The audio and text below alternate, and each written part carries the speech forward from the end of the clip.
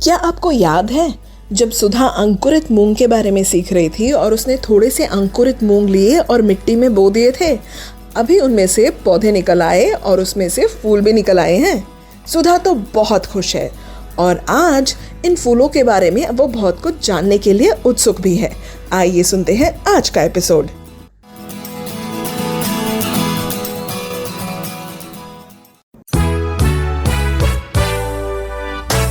Spoken tutorial IIT Bombay प्रस्तुत करता है रेडियो ड्रामा सीरीज दैनिक जीवन में विज्ञान, आपके अपने सामुदायिक रेडियो कनेक्ट एफएम 107.8 पर। जी हाँ, रेडियो कनेक्ट जो जनता से जुड़े डायरेक्ट, वही है सामुदायिक रेडियो कनेक्ट। माँ जल्दी यहाँ आइए। क्या आपको याद है वे हरे चने का पौधा जो मैंने लगाया था? पौधे में पीले रंग के फूलों की कतार खिल गई है। हाँ सुधा, ये बहुत सुंदर लग रहे हैं। जो सूख रहे हैं उन्हें देखो, फूल के नीचे एक फली उग रही है। क्या तुम जानती हो, यह वही फूल है जो आखिर में हरा चना बन जाता है। क्या? आखिर कैसे? सुधा, ये तो मुझे नहीं पता, लेकिन हम दोनों आज इसके बारे में पढ़ते हैं और जानकारी इकट्ठी करते हैं। हाँ, ये तो बहुत अच्छा सुझाव है माँ। सप्ताह के अंत कुछ नया जानने को मिलेगा, मजा आएगा। बिल्कुल सही। शनिवार इतवार को तुम्हारी छुट्टी जो है, तुम्हें नया सीखने को मिलेगा तो मजा तो आएगा ही। हाँ।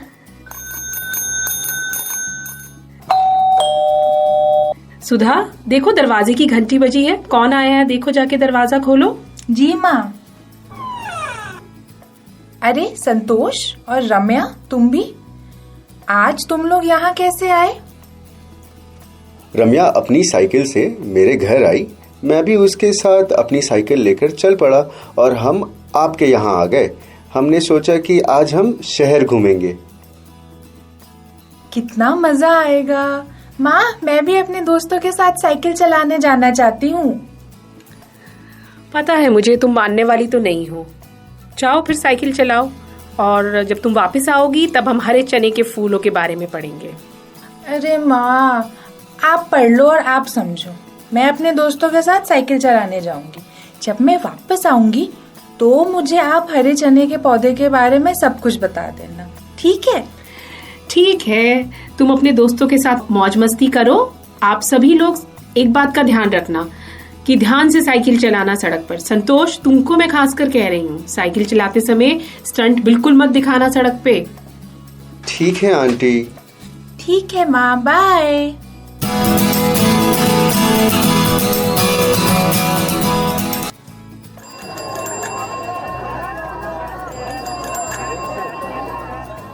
देखो देखो, ये तो वही वाली जगह है जहाँ संतोष नाश्ता करने के लिए रुकता था। ये हमारे ग्रुप का सबसे बड़ा भुक्कड़ है।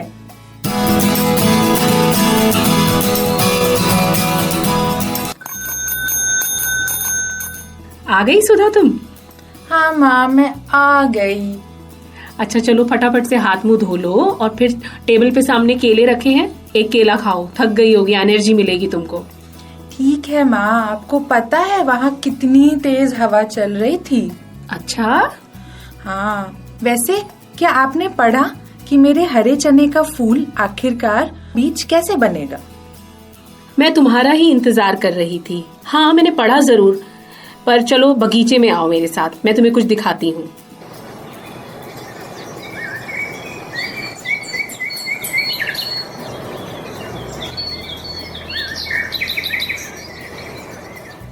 सुधा, यहाँ आओ। ये देखो, यह इतना छोटा फूल है और तुम जानती हो कि इसके अंदर कितनी चीजें हैं। सुधा, तुम इस फूल को खोलने का प्रयास करो। मुझे अपनी उंगलियों पर पीला सा कुछ पाउडर महसूस हो रहा है माँ। हाँ सुधा, वह तो पराग है। यहाँ ध्यान दो, ये पतली डंठल है और उसके ऊपर एक घुंडी है। पतले डंठल को फिलामेंट कहा जाता है और घुंडी को परागकोश कहते हैं। परागकोश में पराग इकट्ठा होता है। अच्छा, क्या तुम्हें कोई मोटी तने जैसी चीज दिखाई दे रही है? इसको पुंकेसर कहते हैं, यानी स्टेमन्स। हाँ माँ, उसे कार्पेल कहा जाता है। वह फूल का मादा प्रजनन भाग है। बिल्कुल सही। पर एक और बात ध्यान रखना, पुंकेसर को जो तुमने अपनी, अगर तुम्हें थोड़ा सा भी दिक्कत हो रही है कि पुंकेसर क्या होते हैं, तो तुमने अपनी साइंस की किताब में जरूर पढ़ा होगा। इसे अंग्रेजी में स्टेमन्स कहते हैं। ओह हाँ, स्टेमन, ये हमें हमारी मैम ने पढ़ाया था। ऊपर एक घुंडी जैसी चीज होती है, फिर एक तना होता है, और जैसे जैसे हम और नीचे जाते हैं ये फूल बन जाता है। बिल्कुल सही सुधा। वह दरअसल महिला प्रजनन अंग होता है, और महिला प्रजनन अंग के 3 भाग हैं। सबसे ऊपर की घुंडी जैसी चीज को स्टिग्मा कहा जाता है, पतले तने जैसी चीज को स्टाइल कहा जाता है, और जो नीचे का हिस्सा जो सूजा हुआ सा लग रहा है वह अंडाशय होता है। हाँ हाँ सुधा, कोशिश करो सूजे हुए हिस्से को खोलने की। हाँ, मैं कर रही हूँ। अरे वाह माँ, इसके अंदर तो एक छोटी सी फली है, और उस फली के अंदर और बहुत छोटे छोटे बीज हैं। हाँ सुधा, जब मैंने इसे पहली बार देखा तो मैं भी हैरान हो गई। वे छोटे बीज, जिसे परागण यानी कि पॉलिनेशन, जो तुमने साइंस की किताब में जरूर पढ़ा होगा, कहा जाता है, वे हरे चने के बीज में विकसित होते हैं। अच्छा, पॉलिनेशन। जी। पर ये परागण मतलब पॉलिनेशन क्या है? याद है वे पीले रंग का पाउडर जिसे तुमने सबसे पहले छुआ था? हाँ माँ, पराग, जिसे हमारी साइंस टीचर ने बताया था कि अंग्रेजी में पॉलन कहते हैं। अच्छा, उसी को पॉलिनेशन कहते हैं। बिल्कुल बिल्कुल। नर प्रजनन भाग से पराग कणों को मादा प्रजनन भाग तक अवश्य पहुंचना चाहिए। परागण के बाद ही फलियां और बीज विकसित होते हैं। अच्छा, ये तो बहुत खास प्रक्रिया है। लेकिन माँ, मुझे अभी भी ये नहीं समझ आया कि ये होता कैसे है। जब आज तुम सुबह साइकिल चलाने गई थी और तुमने बताया कि हवा बहुत तेज चल रही है, तो हवा तेज चलने से क्या होता है, पराग कोश एक स्थान से दूसरे स्थान पे जाते हैं। मधुमक्खियां फूलों से रस चूसती हैं। वह पोलन ग्रेन को आगे पहुंचाने में मदद करती हैं। पोलन ग्रेन यानी पराग कणों को। अच्छा, आपने तो बहुत अच्छी तरीके से ये चीज समझा दी मुझे। तुम्हें पता है सुधा, इस पौधे में नर और मादा प्रजनन अंग एक ही फूल में होते हैं। ऐसे पौधे भी हैं जिनमें एक नर फूल और एक मादा फूल होता है। अच्छा, पर मतलब वहाँ पे परागण कैसे होता है? तुम इस बारे में खुद पढ़ो सुधा, और मुझे भी बताओ। ठीक है माँ।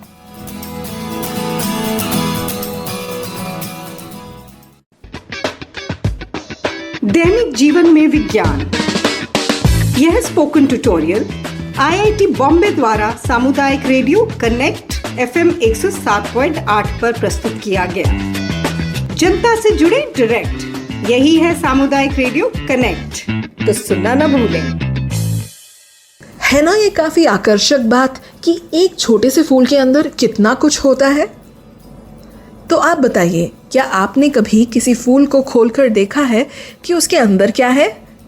आपके लिए एक छोटा सा होमवर्क, तो फूलों के अलग अलग हिस्सों की तस्वीर क्लिक करिए और हमारे साथ शेयर करिए। हमारा स्टूडियो नंबर है 9813164542 और एक और नंबर है 014682962220। तो बने रहिए कम्युनिटी रेडियो कनेक्ट FM 107.8 के साथ, जनता से जुड़े डायरेक्ट, कम्युनिटी रेडियो कनेक्ट।